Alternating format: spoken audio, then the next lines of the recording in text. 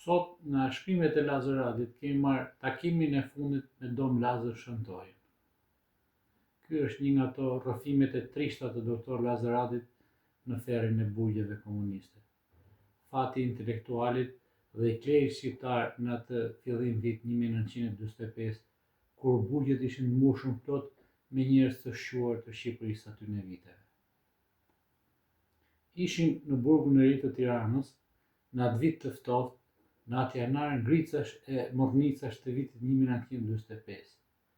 Para portës së hekur të burgut ndalon një kamion i zbuluar. Zakonisht këto lloj makinash sillshin të burgosur të rinj. Mbi karroceri nuk shifej tjetër veçse një 10 partizan me mashinka. Masi zbritën të parin, që po lëvizte kamadorës, kapën të dytin dhe e hodhën si një dëng leshi mbi dozhele që i zbriten prej makine. Unë dëgjua vetëm një rankim dhe masane heshtje. Plaku që zbritën të parit, të e tërhequr Rrshan, ishte Sulqebek Bushati, dikur krenaria e Shkodrës. Ndërsa i dyti, ai që përplas në cep të shkallës e që ishte i veshur me zeza, ishte shkrimtari, poeti, muzicisti dhe prifti i pianofortit Dom Lazar Shëntoja. Protestuan për këtë sjellje kaq brutale. Na kërcënuan se do të bësonin të njëjtin fat nëse nuk rinimur. Dolëm disa të burgosur me i madh, i ngretëm dhe të i mbajtën për krahësh me shumë mundim i futën brenda.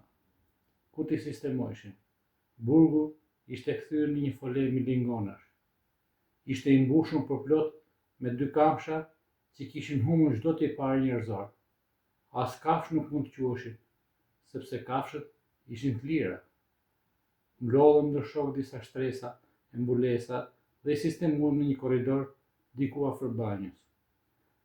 Mbas do kohe, kur erdhi në vedi, Dom Lazari po na shikonte si hutun dhe nuk po njihte asnjërin prej nesh.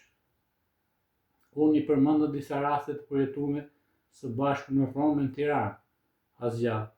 Vonë filloi të kthjellohej e nisi me na tregu, po qa me pa, kockat e kanëve i kishte thyeme dhe plagët hala të hapuna e të mbushura me kryp.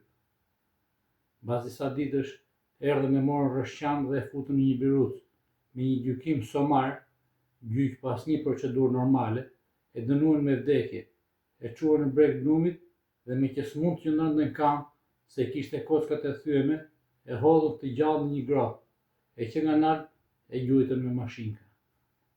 Aty e mbuluan shpejt me dhe, nuk dihet nëse e mbuluan të gjallë apo të vdekur.